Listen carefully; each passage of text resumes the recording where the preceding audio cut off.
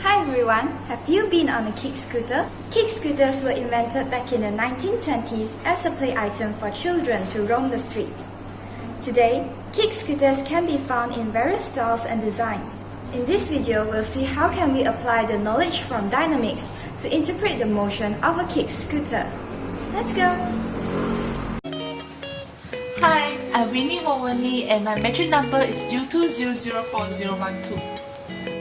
Hello, my name is Chia Ying. Hi, my name is Teh Xin Yu and my matching number is U2004026. Hi, I'm Winny. So for this part, we are going to demonstrate a scenario of a kid riding the kick scooter on 3 different surfaces, which are rough and dry surface, smooth and dry surface, and also smooth and wet surface. In part 1, we are going to determine the time needed to stop the scooter and the acceleration of the scooter in 3 different surfaces. We expect from part 1, we can fulfill the first and also the second learning outcome, which are to solve dynamic problems of accelerating particles and to solve problems of accelerating rigid bodies in 2D. Part 1, there are measured parameters and assumptions. For a mass of kid and scooter, we are measured by using electronic balance, while for the speed of kid riding a scooter, coefficient of friction on 3 different surfaces and brake, and the mass of one leg exerted on the brake are assumed by us with relevant explanation. Regarding to the explanation of the assumption, first of all, for a speed of kid riding a scooter, we assume it to be 2 meters per second. This is because for a maximum safe speed for a kid to ride a scooter is 5 miles per hour, which is equivalent to 2.2353 meters per second. Secondly, for a coefficient of friction for 3 different types of surface, we assume the coefficient of friction for the rough and dry surface to be 0.7, for smooth and dry surface to be 0.5, and smooth and wet surface to be 0.3.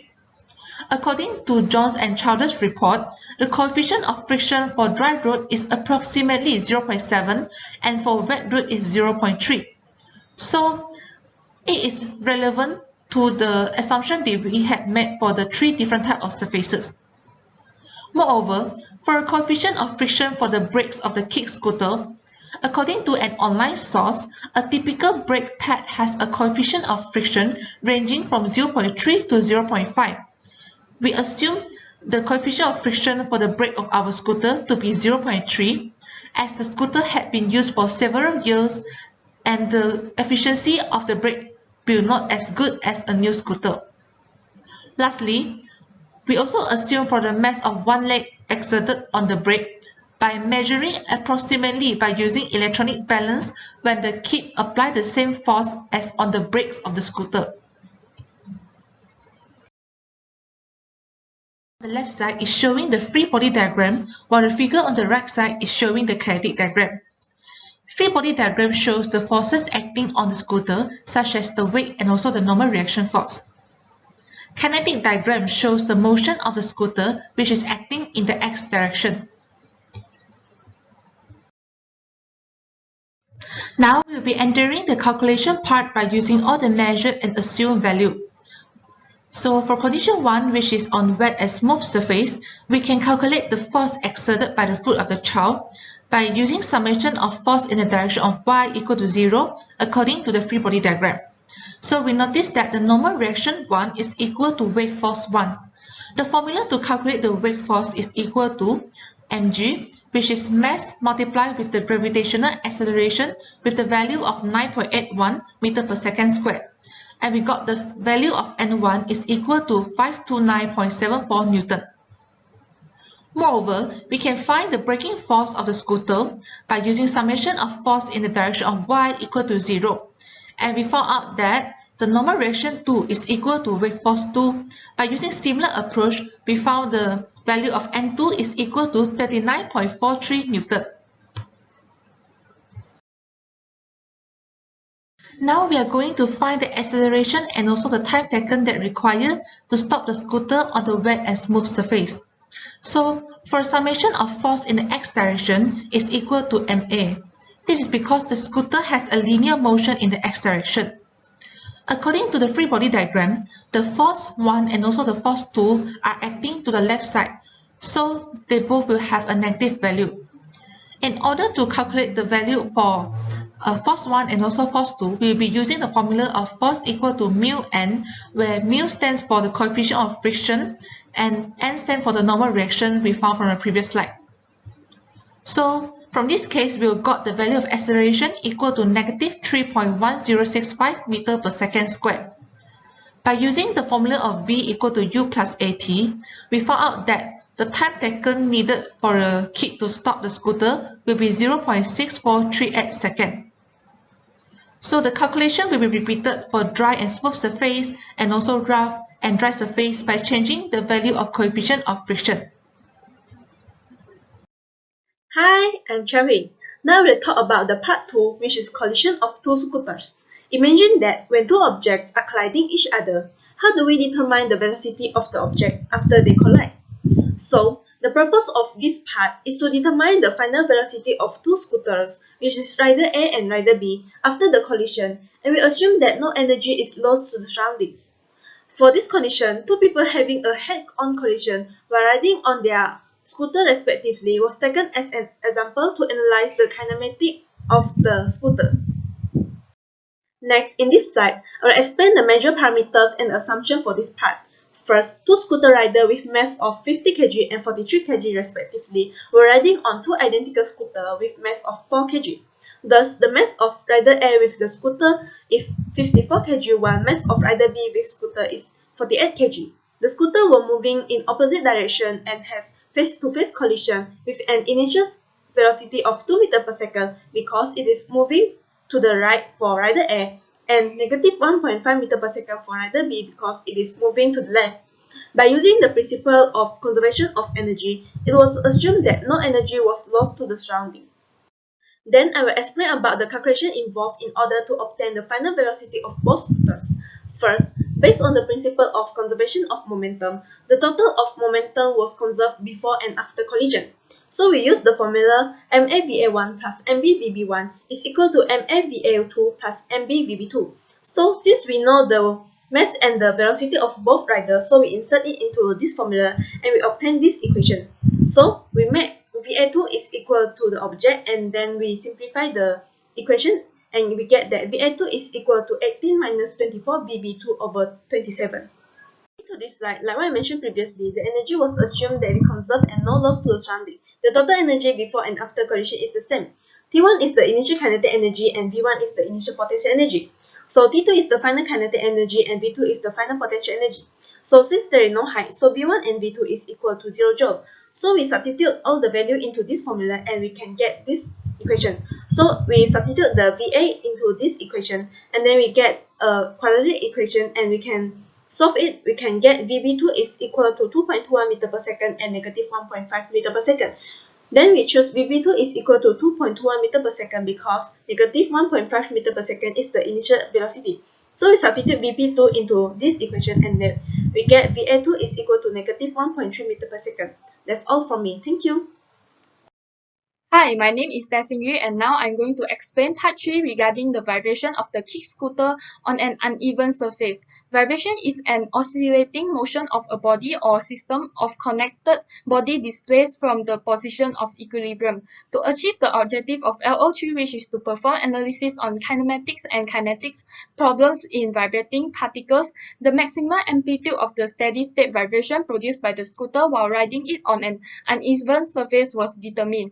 Besides, the factor affecting the vibration of scooter on uneven surface was investigated and the improvement that can be made to reduce vibration on the scooter on an uneven surface were determined. In this case, the vibration of scooter on an uneven surface was analyzed as a viscous damped force vibration. It is a force vibration because the vibration of scooter due to the rotation of wheels is caused by a force pushing the scooter forward.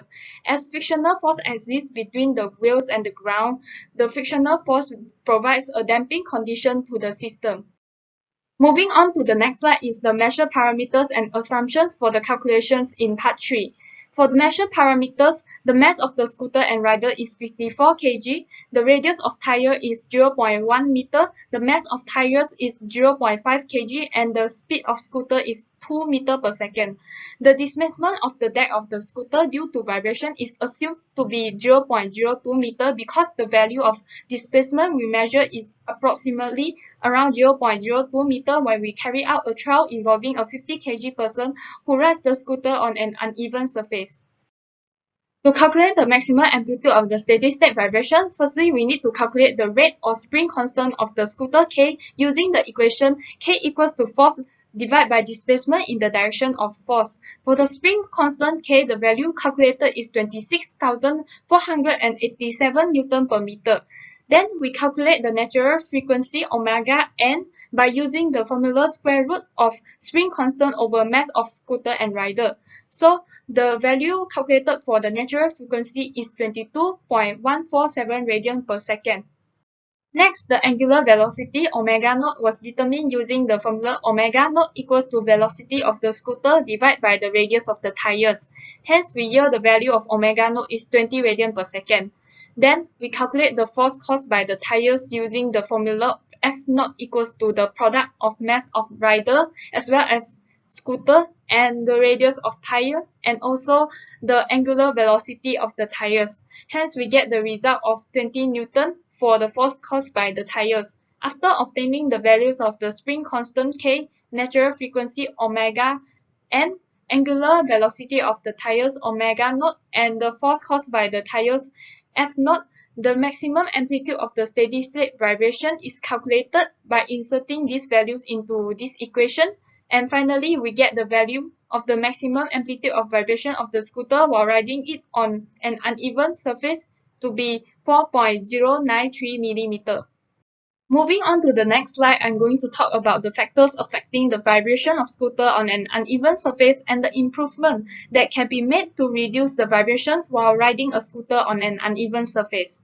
The factors affecting the vibration of scooter on an uneven surface are the riding speed, radius of wheels, rate or spring constant of the deck of scooter as well as the mass of scooter and the rider. These factors were determined through the calculations we performed previously to find the maximum amplitude of the steady-state vibration.